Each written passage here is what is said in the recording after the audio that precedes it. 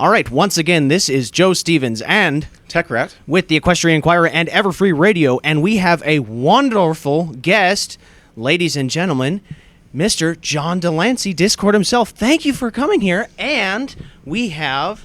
Laurent Malaquais. Hey, guys. And what is it that you are two are doing here with, is it BronyCon, is it? It is BronyCon. It's not only BronyCon, but it's also BronyCon the documentary, which Laurent is the for which Laurent is the director.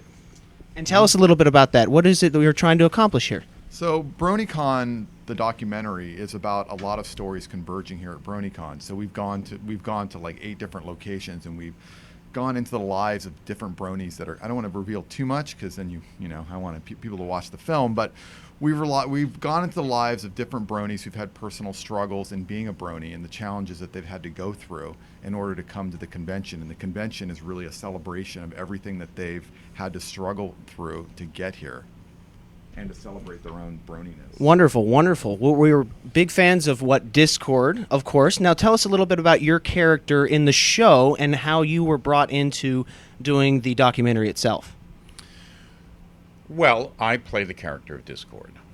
And I've only done a couple of them, but it seems to have hit upon a nerve. A good nerve, a very popular nerve, it seems. To put it mildly. That's right. That's right.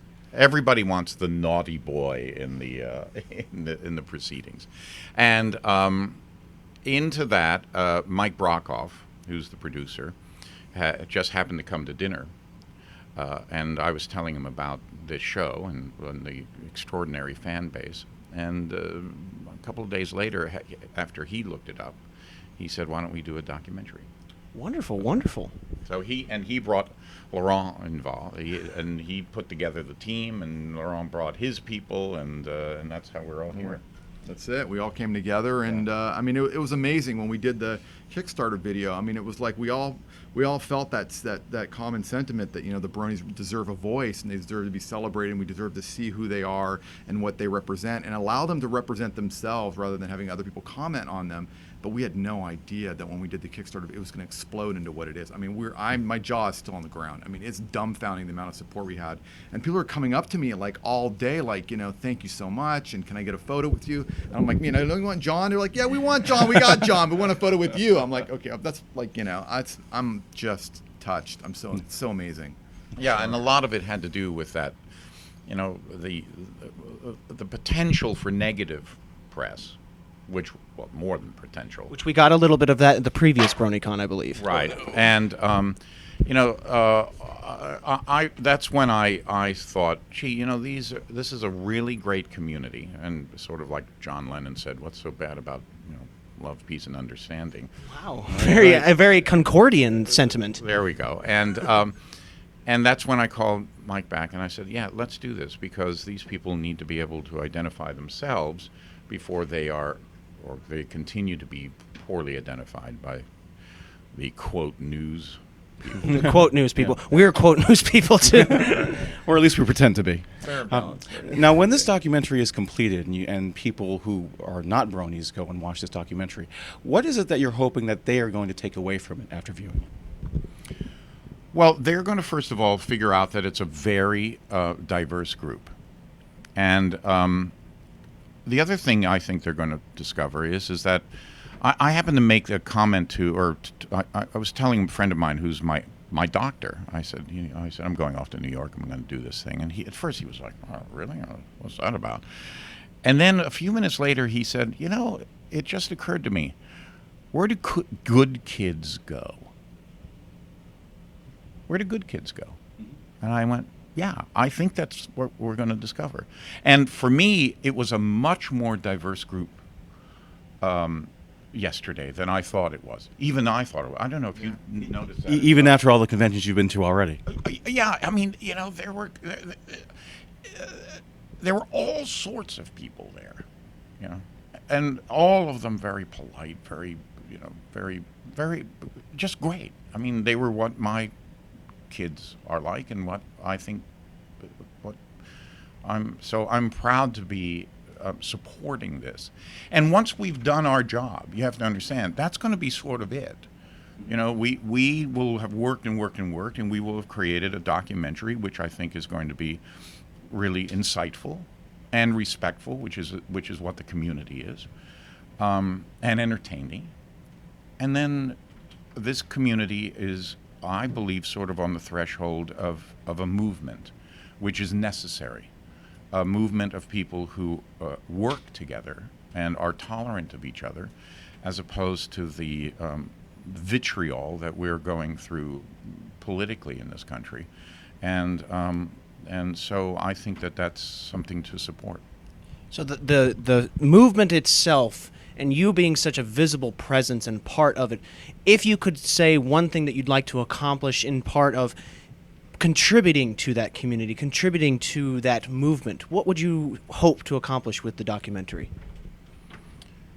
Well, I think it's just what I said. I mean, it's that's what I hope to accomplish. You hope to accomplish it. So I think that people who watch this, so many times we got emails from people saying, is this a documentary that I can show to my parents?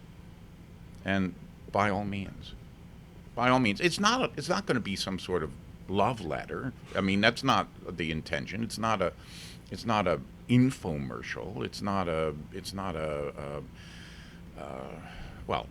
infomercial. But it's just been. We talked a lot about in the beginning of the year. We talked a lot about how do you capture the spirit, and The spirit of Bronydom? That's right. The spirit of being here is really, and I've been in a lot of fan base. Right.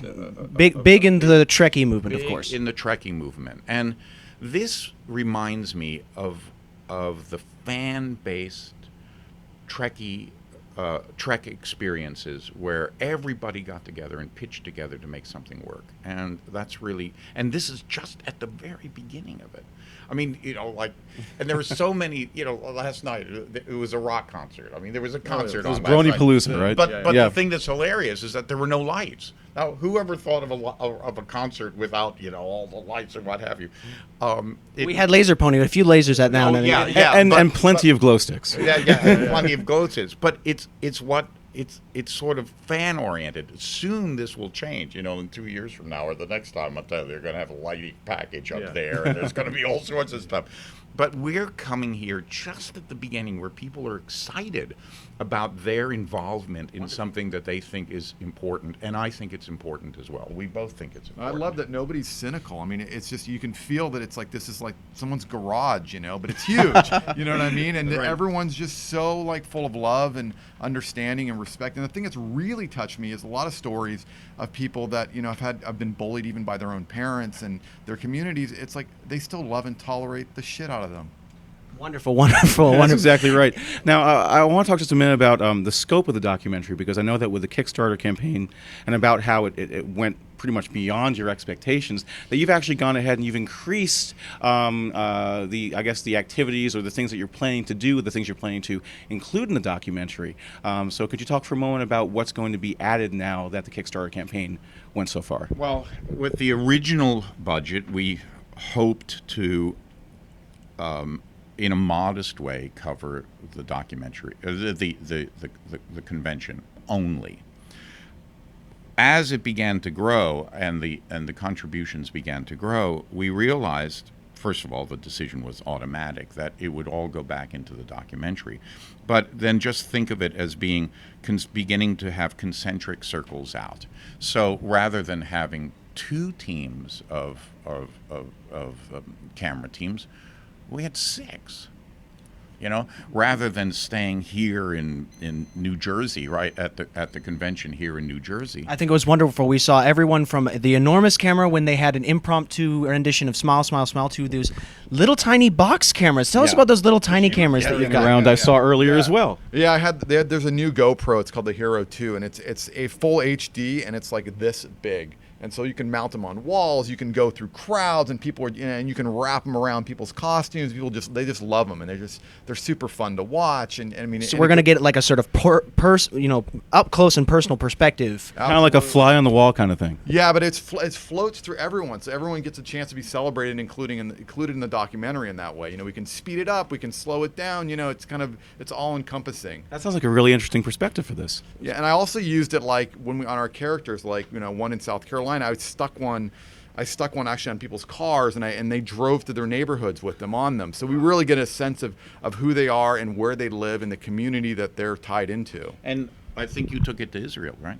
Actually, our other producer went to Israel, so no, she didn't actually take it to Israel, but we went and shot The Living Tombstone in Israel, and we got his whole world as well. That's phenomenal. Which is how this has expanded. Mm-hmm. Okay. It's gone worldwide. Yeah. So now then we're going to Germany, then we're going to England, and we might be going to Seattle, and and then we're going to include animation, and in other words, we're going to try to